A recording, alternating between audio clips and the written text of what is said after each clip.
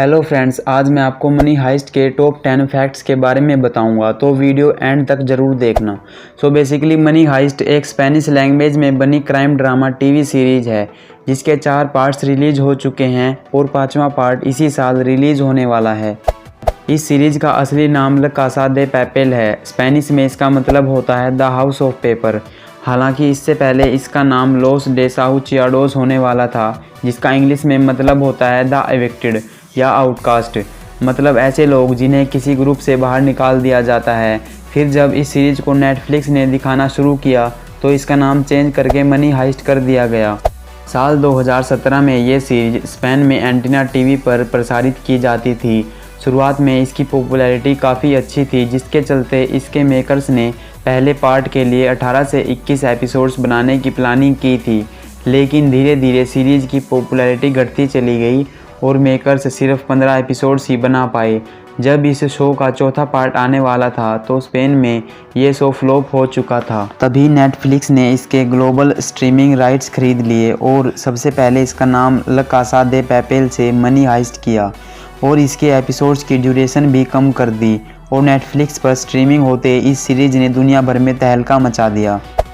इस सीरीज के निर्माता एलेक्स पीना ने एक बार एक टी शर्ट खरीदी थी जिस पर टोक्यो लिखा हुआ था। बस फिर क्या था, एलेक्स ने सोचा कि क्यों न एक हाई स्टैंडर्ड चोरी की कहानी लिखी जाए जिसके कैरेक्टर्स के नाम किसी देश या शहरों के नाम पर हो। फिर इसी तरह मनी हाइस्ट की शुरुआत हुई।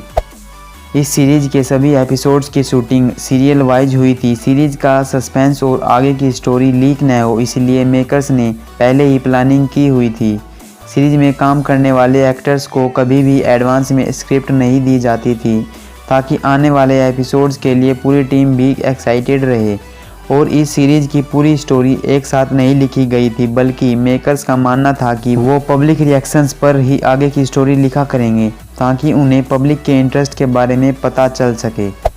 सीरीज में रोल पाने के लिए सभी को कड़ी मेहनत करनी पड़ी थी, बल्कि सीरीज के मेन कैरेक्टर प्रोफेसर को ऑडिशन में रिजेक्ट कर दिया गया था, लेकिन उन्हें हर हाल में ये रोल लेना था। इसके लिए उन्हें कई सारे ऑडिशन देने पड़े थे, तब जाकर उन्हें ये रोल मिल पाया। इस सीरीज में डेनवर की हंसी को देखकर आप सभी हैरान हुए होंगे, जिसे देखकर लगता है कि ये उनकी एक्टिंग का अंदाज था, लेकिन ऐसा नहीं है। डेनवर की हंसी पूरी तरह से स्क्रिप्टेड थी। शूटिंग के दौरान उन्हें कहाँ और कितना हंसना है ये सब स्क्रिप्ट में था।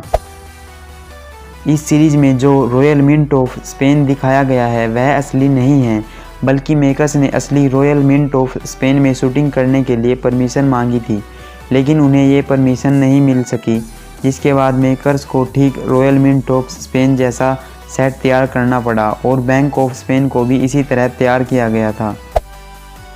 सीरीज के तीसरे और चौथे पार्ट में दिखाया गया है कि बैंक ऑफ स्पेन के अंदर एक बड़े लॉकर में काफ़ी सारा गोल्ड रखा हुआ है, जिसमें ऐसी तकनीक का इस्तेमाल किया गया है कि अगर कोई इससे छेड़छाड़ करने की कोशिश करता है तो लॉकर में पानी भरना शुरू हो जाता है। बताया जाता है कि असली बैंक ऑफ स्पेन के अंदर भी इसी तकनीक का उपयोग किया गया है।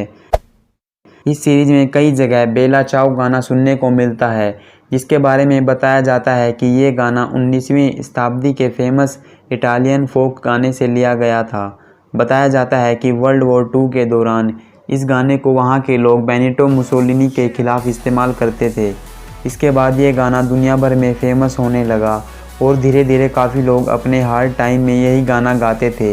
इतना ही नहीं, इस गाने को अभी तक दुनिया भर में कई टीवी शोज़, वेब सीरीज़ और फिल्मों में भी इस्तेमाल किया जा चुका है।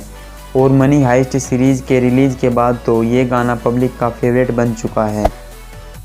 इस सीरीज के तीसरे पार्ट में पैसों की बारिश वाले सीन को शूट करने के लिए काफ़ी ज़्यादा कठिनाइयाँ आई थी, क्योंकि जिस दिन इस सीन को शूट करना था उस दिन मैड्रिड में मौसम बहुत ही ख़राब था, जिसके कारण उस दिन कभी धूप तो कभी छाँव और कभी बारिश होने लगी थी, जिसकी वजह से पैसों को बरसाने में काफ़ी दिक्कतों का सामना करना पड़ा था और पैसे भीगकर सड़क पर चिपक जाया करते थे, जिन्हें बाद में ब्लू ड्रायर की मदद से उड़ाया जाता था। तो भाई लोग, आज की वीडियो में इतना ही। अगर आपको इसी तरह के और भी फैक्ट्स जानने हैं तो कमेंट में ज़रूर बताना।